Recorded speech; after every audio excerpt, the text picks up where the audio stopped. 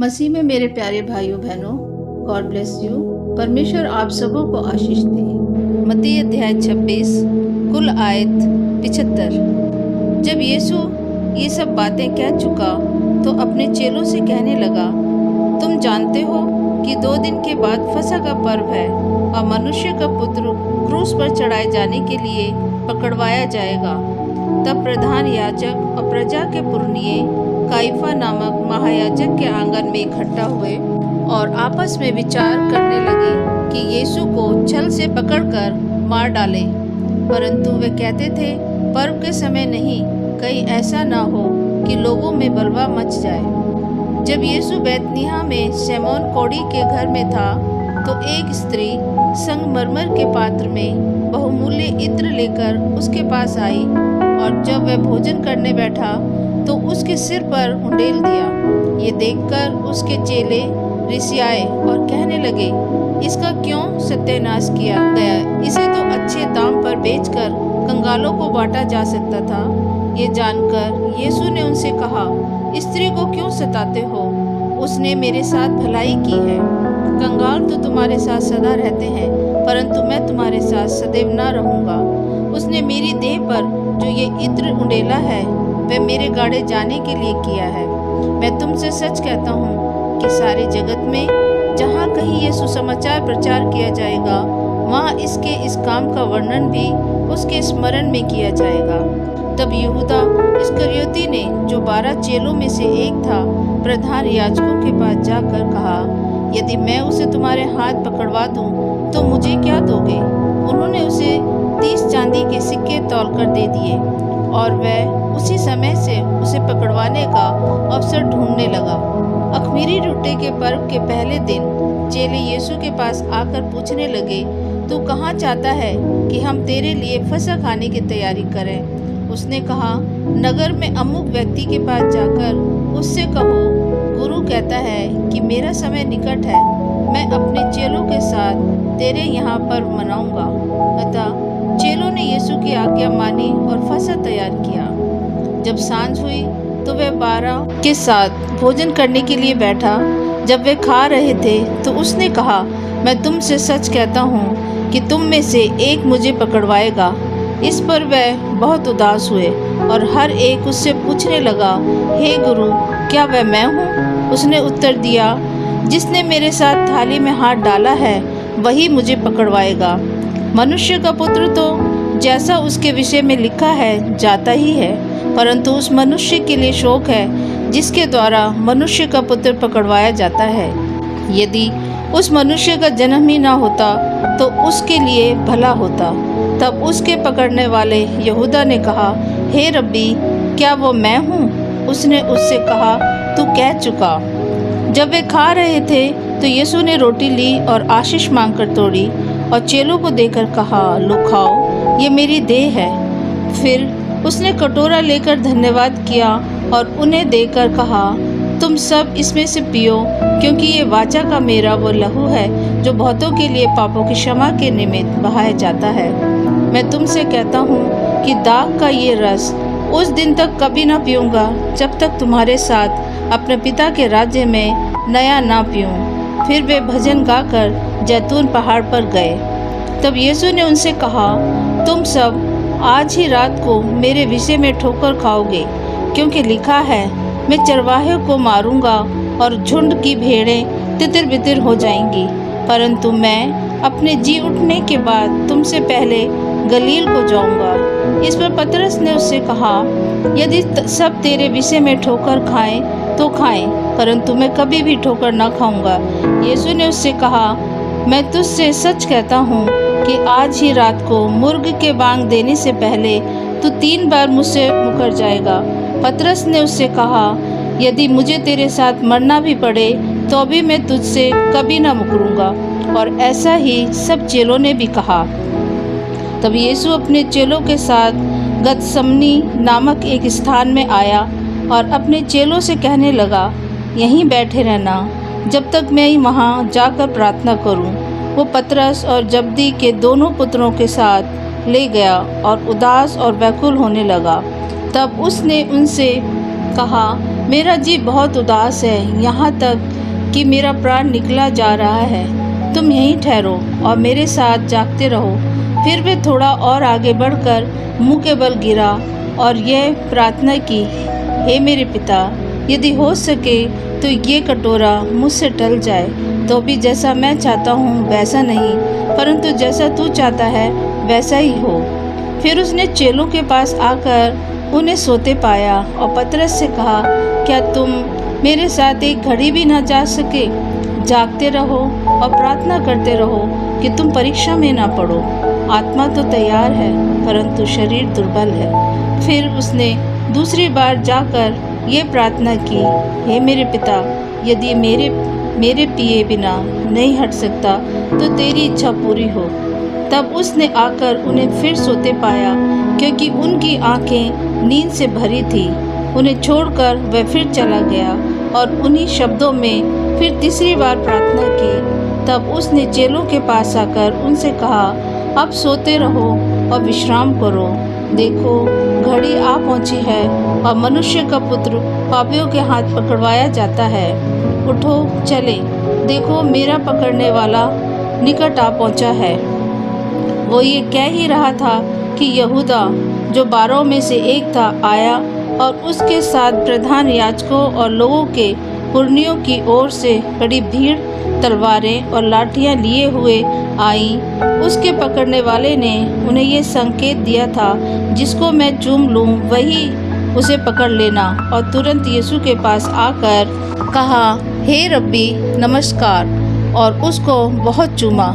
यीशु ने उससे कहा, हे मित्र, जिस काम के लिए तू आया है उसे कर ले। तब उन्होंने पास आकर यीशु पर हाथ डाले और उसे पकड़ लिया।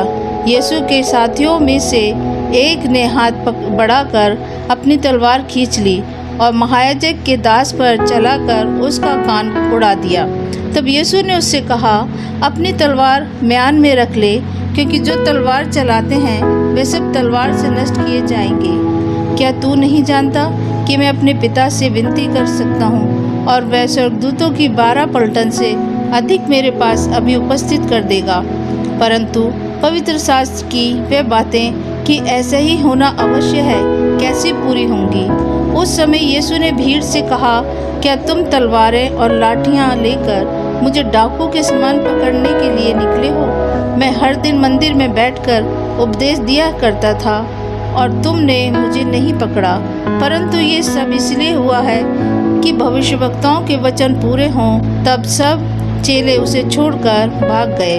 तब यीशु के पकड़ने वाले उसको काइफा नामक महायाजक के पास ले गए, जहाँ शास्त्री और पुरनिये इकट्ठा हुए थे। पतरस दूर ही दूर उसके पीछे पीछे महायाजक के आंगन तक गया और भीतर जाकर अंततः देखने को प्यादों के साथ बैठ गया। प्रधान याजक और सारी महासभा यीशु को मार डालने के लिए उसके विरोध में झूठी गवाही की खोज में थे, परंतु बहुत से झूठे गवाहों के आने पर भी ना पाई। अंत में 2 जन आए और कहा, इसने कहा है कि मैं परमेश्वर के मंदिर को ढा सकता हूँ और उसे 3 दिन में बना सकता हूँ। तब महायाजक ने खड़े होकर यीशु से कहा, क्या तू कोई उत्तर नहीं देता? ये लोग तेरे विरोध में क्या गवाही देते हैं? परंतु यीशु चुप रहा। तब महायाजक ने उससे कहा, मैं तुझे जीवते परमेश्वर की शपथ देता हूँ, यदि तू परमेश्वर का पुत्र मसीह है तो हमसे कह दे। यीशु ने उससे कहा, तूने आप ही कह दिया, वरन मैं तुमसे ये भी कहता हूँ कि अब से तुम मनुष्य के पुत्र को सर्वशक्तिमान के दाहिनी ओर बैठे और आकाश के बादलों पर आते देखोगे। इस पर महायाजक ने अपने वस्त्र फाड़े और कहा, इसने परमेश्वर की निंदा की है, अब हमें गवाहों का क्या प्रयोजन? देखो, तुमने अभी ये निंदा सुनी है, तुम क्या सोचते हो? उन्होंने उत्तर दिया, ये वध होने के योग्य है। तब उन्होंने उसके मुंह पर थूका और उसे घूंसे मारे। दूसरों ने थप्पड़ मार के कहा, हे मसीह, हमसे भविष्यवाणी करके कह कि किसने तुझे मारा? पतरस बाहर आंगन में बैठा हुआ था कि एक दासी उसके पास आई और कहा, तू भी यीशु गलीली के साथ था। उसने सबके सामने ये कहते हुए इनकार किया, मैं नहीं जानता। तू क्या कह रही है?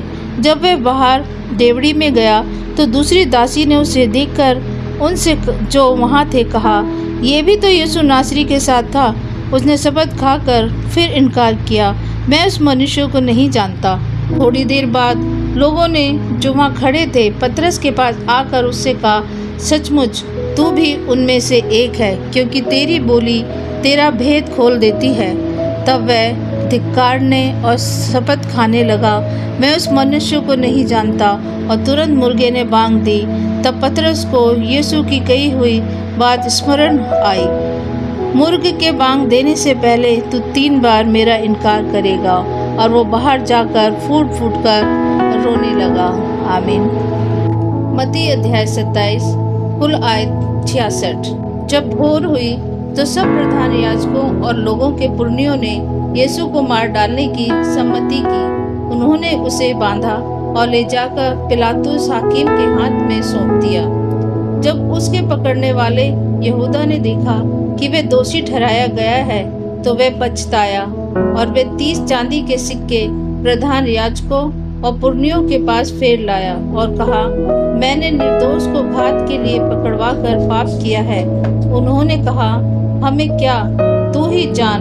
तब वह उन सिक्कों को मंदिर में फेंक कर चला गया और जाकर अपने आप को फांसी दी।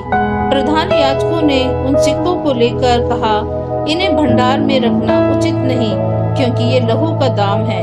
अतः उन्होंने सम्मति करके उन सिक्कों से परदेशियों के गाड़े जाने के लिए कुम्हार का खेत मोल ले लिया। इस कारण वो खेत आज तक लहू का खेत कहलाता है। तब जो वचन यिर्मयाह भविष्यवक्ता के द्वारा कहा गया था वह पूरा हुआ। उन्होंने वह 30 सिक्के अर्थात उस ठहराए हुए मूल्य को जिसे इजराइल की संतान में से कितनों ने ठहराया था ले लिया, और जैसे प्रभु ने मुझे आज्ञा दी थी वैसे ही उन्हें कुम्हार के खेत के मूल्य में दे दिया। जब यीशु हाकिम के सामने खड़ा था तो हाकिम ने उससे पूछा, क्या तू यहूदियों का राजा है? यीशु ने उससे कहा, तू आप ही कह रहा है। जब प्रधान याजक और पुरनिये उस पर दोष लगा रहे थे तो उसने कुछ उत्तर नहीं दिया। इस पर पिलातुस ने उससे कहा, क्या तू नहीं सुनता कि ये तेरे विरोध में कितनी गवाही दे रहे हैं? परंतु उसने उसको एक बात का भी उत्तर नहीं दिया, यहाँ तक कि हाकिम को बड़ा आश्चर्य हुआ। हाकिम की ये रीति थी कि उस पर्व में लोगों के लिए किसी एक बंदी को जिसे वे चाहते थे छोड़ देता था। उस समय उनके यहाँ बरअब्बा नामक एक माना हुआ बंदी था। अतः जब वे इकट्ठा हुए तो पिलातुस ने उनसे कहा, तुम किसको चाहते हो कि मैं तुम्हारे लिए छोड़ दूं, बरअब्बा को या यीशु को जो मसीह कहलाता है? क्योंकि वह जानता था कि उन्होंने उसे ठाह से पकड़वाया है। जब वह न्याय की गद्दी पर बैठा हुआ था तो उसकी पत्नी ने उसे कहला भेजा, तू उस धर्मी के मामले में हाथ न डालना, क्योंकि मैंने आसोपन में उसके कारण बहुत दुख उठाया है।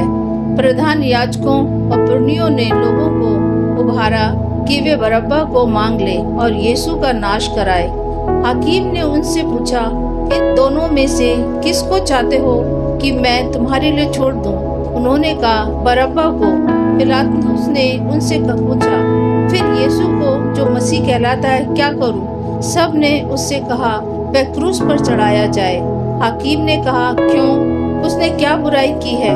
परंतु वे और भी चिल्ला चिल्ला कर कहने लगे, वह क्रूस पर चढ़ाया जाए।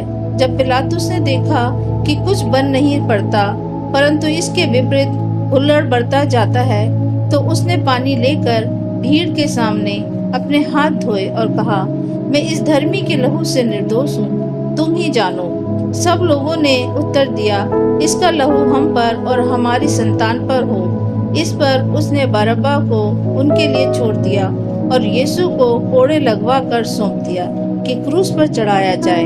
तब हाकिम के सिपाहियों ने यीशु को किले में ले जाकर सारी पलटन उसके चारों ओर इकट्ठी की और उसके कपड़े उतारकर उसे लाल रंग का बक्का पहनाया और कांटों का मुकुट गूंथकर उसके सिर पर रखा और उसके दाहिने हाथ में सरकंडा दिया और उसके आगे घुटने टेक कर उसे ठट्टों में उड़ाने लगे और कहा, हे यहूदियों के राजा नमस्कार, और उस पर थूका और वही सरकंडा लेकर उसके सिर पर मारने लगे।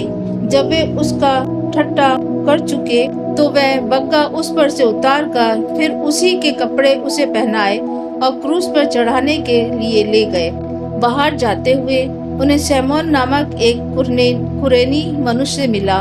उन्होंने उसे बेगार में पकड़ा कि उसका क्रूस उठाकर ले चले। उस स्थान पर जो गुलगुता अर्थात खोपड़ी का स्थान कहलाता है पहुंचकर उन्होंने पित्त मिलाया हुआ दाखरस उसे पीने को दिया, परंतु उसने चखकर पीना न चाहा। तब उन्होंने उसे क्रूस पर चढ़ाया और चिट्ठियां डालकर उसके कपड़े बांट लिए और वहां बैठकर उसका पहरा देने लगे और उसका दोष पत्र उसके सिर के ऊपर लगाया कि ये यहूदियों का राजा यीशु है। तब उसके साथ 2 डाकू, एक दाहिने और एक बाएं क्रूसों पर चढ़ाए गए। आने जाने वाले सिर हिला हिला कर उसकी निंदा करते थे और ये कहते थे, हे मंदिर के ढाने वाले और 3 दिन में बनाने वाले, अपने आप को तो बचा। यदि तू परमेश्वर का पुत्र है तो क्रूस पर से उतर आ।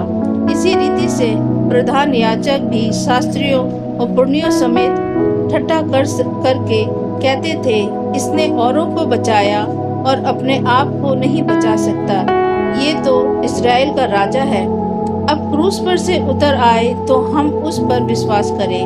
उसने परमेश्वर पर भरोसा रखा है। यदि वह इसको चाहता है तो अब इसे छुड़ा ले, क्योंकि इसने कहा था, मैं परमेश्वर का पुत्र हूँ। इसी प्रकार डाकू भी जो उसके साथ क्रूसों पर चढ़ाए गए थे उसकी निंदा करते थे। दोपहर से लेकर तीसरे पहर तक उस सारे देश में अंधेरा छाया था। तीसरे पहर के निकट यीशु ने बड़े शब्द से पुकार कर कहा, एली एली लामा शब्द कितनी, अर्थात हे मेरे परमेश्वर तूने मुझे क्यों छोड़ दिया। जो वहाँ खड़े थे उनमें से कितनों ने ये सुनकर कहा, वो तो एलिया को पुकारता है। उनमें से एक तुरंत दौड़ा और स्पंज लेकर सिरके में डुबोया और सरकंडे पर रखकर उसे चुसाया। औरों ने कहा, रह जाओ, देखें एलिया उसे बचाने आता है कि नहीं। तब यीशु ने फिर बड़े शब्द से चिल्लाकर प्राण छोड़ दिए और देखो, मंदिर का पर्दा ऊपर से नीचे तक फटकर 2 टुकड़े हो गया और धरती डोल गई और चट्टानें तड़क गईं और कब्रें खुल गईं और सोए हुए पवित्र लोगों के बहुत से शव जी उठे। और उसके जी उठने के बाद वे कब्रों में से निकलकर पवित्र नगर में गए और बहुतों को दिखाई दिए। तब सूबेदार और जो उसके साथ यीशु का पहरा दे रहे थे हुक्म और जो कुछ हुआ था उसे देखकर अत्यंत डर गए और कहा, सचमुच ये परमेश्वर का पुत्र था। वहाँ बहुत सी स्त्रियां जो गलील से यीशु की सेवा करती हुई उसके साथ आई थी दूर से ये देख रही थी। उनमें मरियम मगदलीनी और याकूब और योसेस की माता मरियम और जब्दी के पुत्रों की माता थी। जब सांझ हुई तो यूसुफ नामक अरिमतिया का एक धनी मनुष्य जो आप ही यीशु का चेला था आया। उसने पिलातुस के पास जाकर यीशु का शव मांगा। इस पर पिलातुस ने देने की आज्ञा दी। यूसुफ ने शव लिया, उसे उज्जवल चादर में लपेटा और उसे अपनी नई कब्र में रखा जो उसने चट्टान में खुदवाई थी, और कब्र के द्वार पर बड़ा पत्थर लुढ़का कर चला गया। मरियम मगदलीनी और दूसरी मरियम वहाँ कब्र के सामने बैठी थी। दूसरे दिन जो तैयारी के दिन के बाद का दिन था, प्रधान याजकों और फरीसियों ने पिलातुस के पास इकट्ठा होकर कहा, हे महाराज, हमें स्मरण है कि उस भरमाने वाले ने जब वो जीवित था कहा था, मैं 3 दिन के बाद जी उठूंगा। अतः आज्ञा दे कि तीसरे दिन तक कब्र की रखवाली की जाए, ऐसा ना हो कि उसके चेले आकर उसे चुरा ले जाएं और लोगों से कहने लगे, वह मरे हुए में से जी उठा है। तब पिछला धोखा पहले से भी बुरा होगा। पिलातुस ने उससे कहा, तुम्हारे पास पहरुए तो हैं, जाओ अपनी समझ के अनुसार रखवाली करो। अतः वे पहरुओं को साथ लेकर गए और पत्थर पर मोहर लगाकर कब्र की रखवाली की। आमीन। मत्ती अध्याय 28 कुल आयत 20। सबत के दिन के बाद सप्ताह के पहले दिन पाँव फटते ही मरियम मगदलीनी और दूसरी मरियम कब्र को देखने आई। और देखो, एक बड़ा भूकंप हुआ, क्योंकि प्रभु का एक दूत स्वर्ग से उतरा और पास आकर उसने पत्थर को लुढ़का दिया और उस पर बैठ गया। उसका रूप बिजली का सा और उसका वस्त्र पाले के समान उज्जवल था। उसके भय से पहरुए कांप उठे और मृतक समान हो गए। स्वर्गदूत ने स्त्रियों से कहा, मत डरो, मैं जानता हूँ कि तुम यीशु को जो क्रूस पर चढ़ाया गया था ढूंढती हो। वह यहाँ नहीं है, परंतु अपने वचन के अनुसार जी उठा है। आओ, ये स्थान देखो जहाँ प्रभु पड़ा था, और शीघ्र जाकर उसके चेलों से कहो कि वह मृतकों में से जी उठा है और वह तुमसे पहले गलील को जाता है, वहाँ उसका दर्शन पाओगे। देखो, मैंने तुमसे कह दिया। वे भय और बड़े आनंद के साथ कब्र से शीघ्र लौटकर उसके चेलों को समाचार देने के लिए दौड़ गईं। तब यीशु उन्हें मिला और कहा, सलाम। उन्होंने पास आकर और उसके पांव पकड़कर उसको दंडवत किया। तब यीशु ने उनसे कहा, मत डरो, मेरे भाइयों से जाकर कहो कि गलील को चले जाएं, वहां मुझे देखेंगे। वे जा ही रही थी कि पहरुओं में से कुछ ने नगर में आकर पूरा हाल प्रधान याजकों से कह सुनाया। तब उन्होंने पुरनियों के साथ इकट्ठा होकर सम्मति की और सिपाहियों को बहुत चांदी देकर कहा, ये कहना कि रात को जब हम सो रहे थे तो उसके चेले आकर उसे चुरा ले गए, और यदि ये बात हाकिम के कान तक पहुंचेगी तो हम उसे समझा लेंगे और तुम्हें जोखिम से बचा लेंगे। अतः उन्होंने रुपए लेकर जैसा सिखाए गए थे वैसे ही किया। ये बात आज तक यहूदियों में प्रचलित है। 11 चेले गलील में उस पहाड़ पर गए जिसे यीशु ने उन्हें बताया था। उन्होंने उसके दर्शन पाकर उसे प्रणाम किया, पर किसी किसी को संदेह हुआ। यीशु ने उनके पास आकर कहा, स्वर्ग और पृथ्वी का सारा अधिकार मुझे दिया गया है, इसलिए तुम जाओ, सब जातियों के लोगों को चेला बनाओ और उन्हें पिता और पुत्र और पवित्र आत्मा के नाम से बपतिस्मा दो, और उन्हें सब बातें जो मैंने तुम्हें आज्ञा दी है मानना सिखाओ। और देखो, मैं जगत के अंत तक सदा तुम्हारे संग हूँ। आमीन।